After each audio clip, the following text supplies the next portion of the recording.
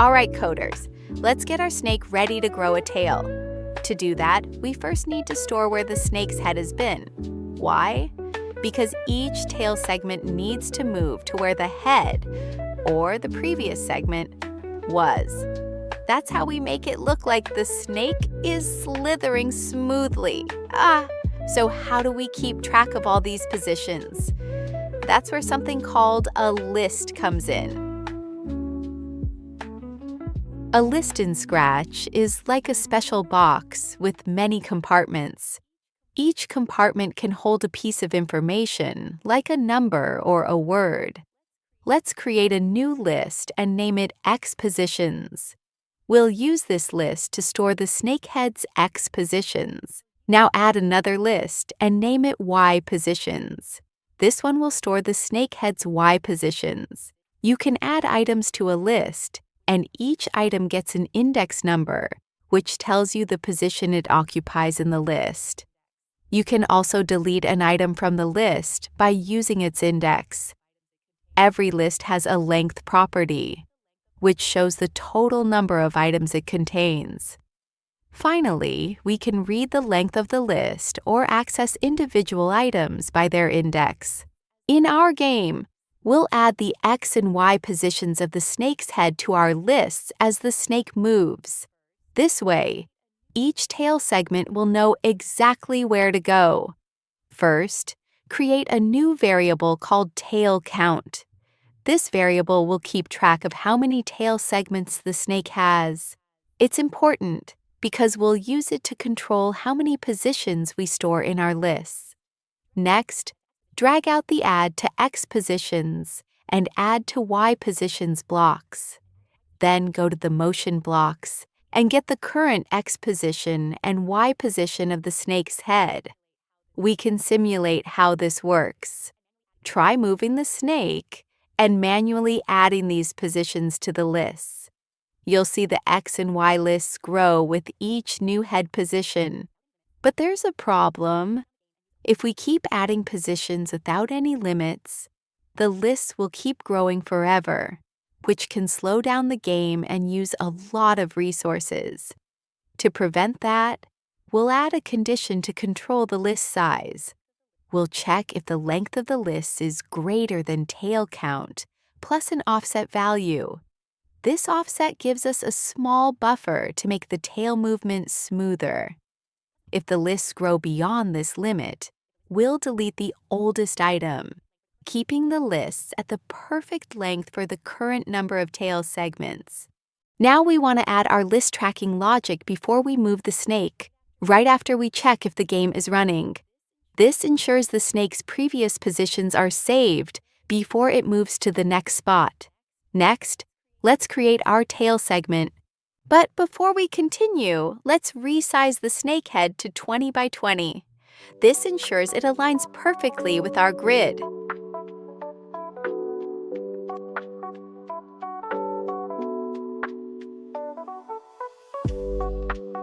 Duplicate the snake head sprite. Delete the face details. We just need a simple square for the tail. Make sure each tail segment is a 20 by 20 square, so it matches the grid and snake head movement.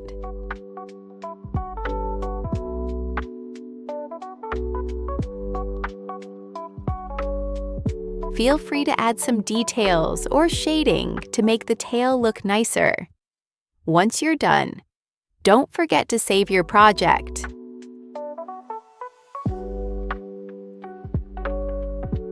Clean up your scripting area so you have a clear workspace. Now select the fruit sprite. When the snake's head touches the fruit, we want to do two important things. One, create a new tail segment. We'll do this by making a clone of the tail sprite.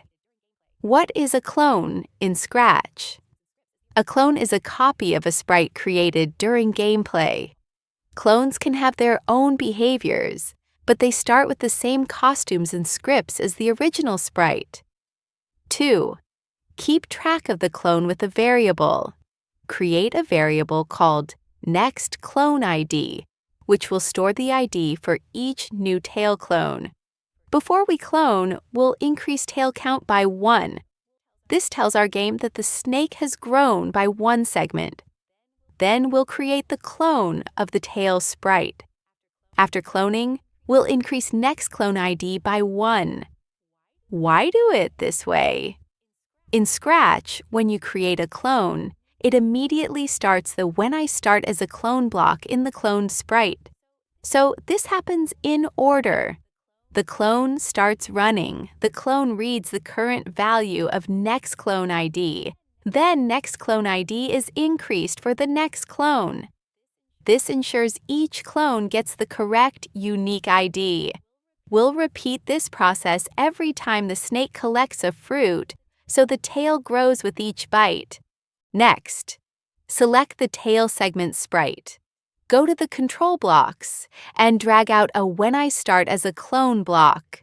This is triggered automatically each time a new tail segment, clone, is created. Create a new variable called myIndex and make sure it's for this sprite only. Each tail segment will keep track of its own index position.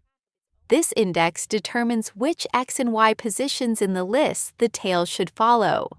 We want to set myIndex to the current value of next clone ID.